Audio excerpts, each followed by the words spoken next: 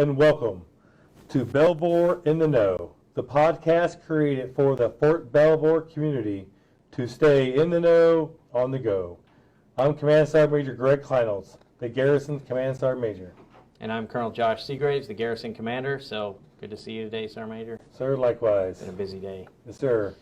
So, Sergeant Major, did you know that MWR's Outdoor Rec is celebrating 50 years of getting us outdoors, trying new things, and helping us relax? In addition to rentals, archery opportunities, trails, and a travel camp, Outdoor Rec also oversees the Belvoir Marina. And in this podcast, as a continuation of the 101 Critical Days of Summer Safety, we're discussing boating safety. The Belvoir Marina houses about 450 boats and still has space for more with both dry and wet storage available. That means that a lot of our neighbors and colleagues enjoy boating. However, boating safety should be at the keel of everyone's minds. So today we have a very special guest, Jack Crawford, who's the commander of the U.S. Coast Guard Auxiliary Flotilla 25 TAC 08 in Alexandria, Virginia. He has 40 years of the Coast Guard experience and has been with the Auxiliary for 10 years. He spent much of his Coast Guard career in marine safety as a ship inspector and as a casualty analyst. So, Mr. Crawford, Jack, thank you for coming to Fort Belvoir today to talk about boating safety. I'm very pleased to be here. Boating safety is important to the Coast Guard Auxiliary and to the Coast Guard at large. I hope so. That's an important part of what they do. I'd like to start out by just getting to know a little bit about you, and so please share perhaps like a little known fact about yourself with the audience. Well, I've been building traditional wooden boats, including a personal kayak, for 25 years. Are they seaworthy? Haven't sunk one yet. Okay, that's That's good. a good deal. So that certainly ties into your careers. We're really lucky to have an abundance of recreational waters in our area, many adjacent to Fort Belvoir. However, obviously, everyone knows that boating has its dangers. For example, in 2020, a Homeland Security and Coast Guard report counted nearly 5,300 boating accidents, which caused 767 deaths, almost 3,200 injuries, and about $62.5 million in damage. So that's just a little bit of evidence that recreational boating activities rose significantly during the pandemic, and based on increased boat sales and boat insurance policies and calls for boat towing help.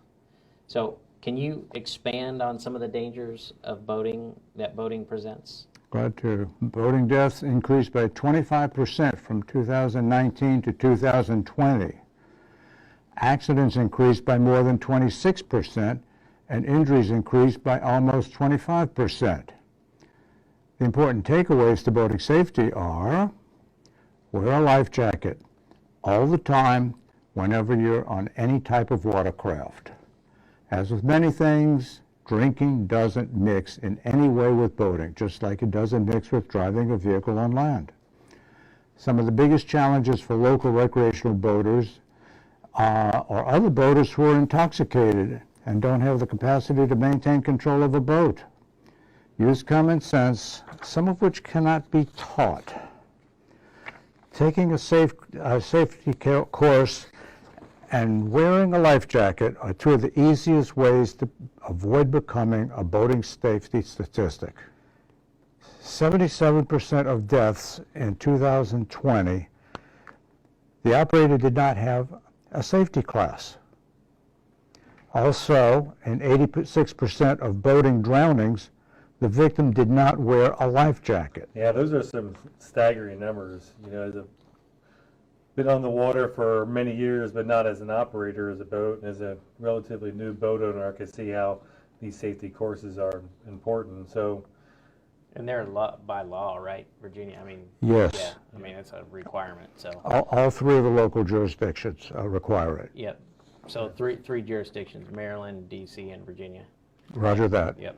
yeah, that's good. So before the pandemic, the auxiliary offered boater safety courses to the community.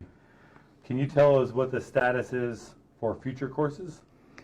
Well, the status right now is we're shut down because of the pandemic, and we want to get back underway with it. The problem is we want everybody, both the instructors and the students, to be safe.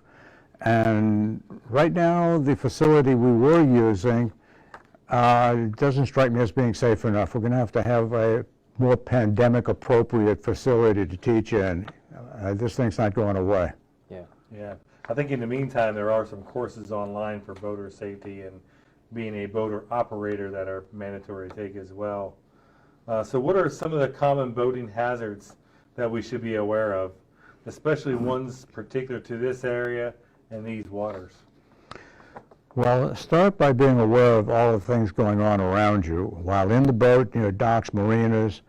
Also be mindful of varying depths of water around here. And then pay attention to exhaustion caused by the constant motion of the boat, dehydration, you have to keep drinking, sunburn. All of these things cause fatigue that impairs capability. These also make the effects of alcohol worse. You get drunker quicker than ashore. You are the designated driver. Don't drink.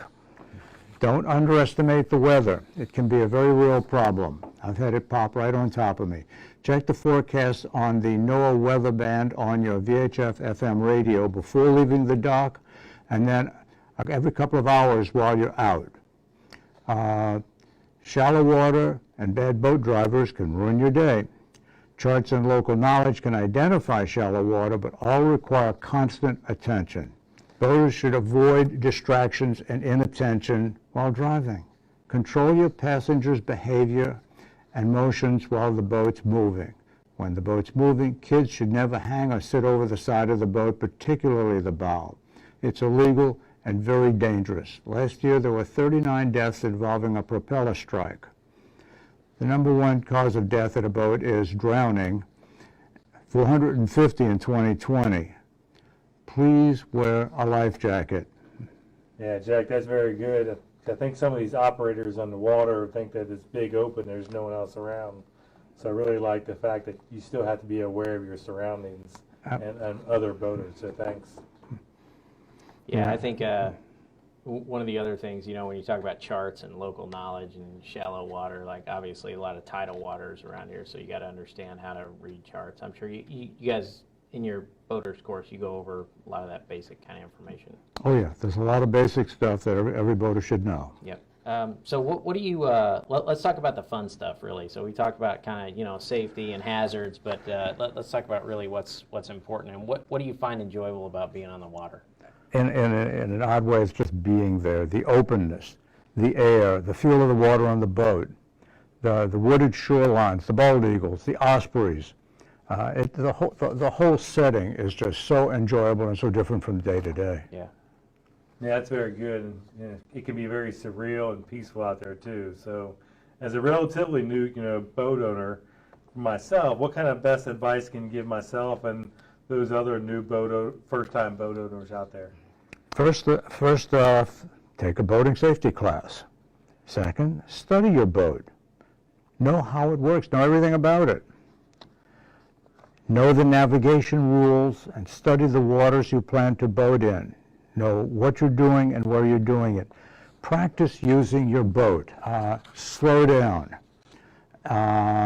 Fairfax County cop told me speed stood out to him as one of the most important factors. Practice docking. Docking is not a polite term for a collision.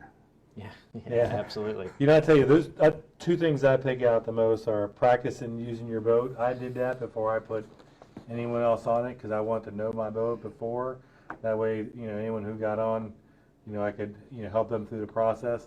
And really, practice docking, especially in severe weather. Not even severe weather. High winds can affect a boat greatly. So thanks for those pointers. I appreciate it. Yeah, let's talk about the boating safety course for a minute. Where do you guys normally do that? Where's that normally held? We've used a couple of facilities. We're we were until this all happened, this pandemic happened. We were using the meeting room at the Washington Mill United Methodist Church, just up the road from here. Yeah. Yep. Yeah, that's good. Seems like a simple, easy place to do it. So hopefully we'll get some reduced, or further reduced restrictions, and you'll kind of figure out how to do it in the environment that we're in. So do you have anything to add to our audience about boating safety? It's a mindset, really. You have to want to know how to do it. You have to want to do it right, and you have to study. That's all. You have to learn a lot. It's completely different. It's not like driving your car. Yeah. So that's why the boating safety class is so important. It touches on all kinds of things that you might not suspect going in. And the boating safety is, I'm sure you could probably just find it online. Yeah. If you go into the auxiliary website, Yep. The easiest way to do it is to Google on USCG Auxiliary, and well, let's see, boating ed is a term that can be used. So just call it safe boating classes. Yep. I tried a couple ways yesterday, the day before, and it comes up a couple of different ways, and then you can go in and enter your zip code, actually, and find the nearest class. Oh, okay. Nice. That's great information. So I think, just finally, Mr. Crawford, just like to thank you again for being here with us. It's been an informative session and reinforces the importance to stay safe, especially during the summer and particularly, obviously, as we've discussed today, while boating. So we appreciate your time and for educating us about boating in the area and boating safety. If listeners and residents have questions about boating and the auxiliary you just talked about, you can Google the Coast Guard Auxiliary, and your flotilla is 25-8 in Virginia to find out. Is there any other prior service in the Coast Guard or other branch requirements for members of the auxiliary? No, actually not. A lot of us have prior service, but some of the more outstanding auxiliary members, in my experience, have actually been Army. Nice. Sergeant Major? Yeah, Mr. Crawford, thanks. You had a lot of great points. Some of them are, reading the guide and seeing what's mandatory on your boat. And you even mentioned some optional things that are really good, such as the radios that really keep you in bad weather, trouble. So if you're going to be boating this summer, sir, I just highly recommend that our viewers, go study the material, as Mr. Crawford said, find out all the safety requirements that are needed, and if it's optional, maybe put it in your mind that that's required as well, so you can stay safe on the water. Yep, I think it's a great tip. So Jack, thanks again. We've come to the end of another podcast. I want to thank everybody for joining us today, particularly our special guest. So information about the Belvoir Arena is available from belvoir.armymwr.com. Remember to wear your life jackets while boating. Get the COVID vaccine if you haven't. Download the Garrison app and make Fort Belvoir your installation of choice. And connect with us on our website, Facebook page, and on Twitter. And as always, thanks for joining us. From me to you, and now you know.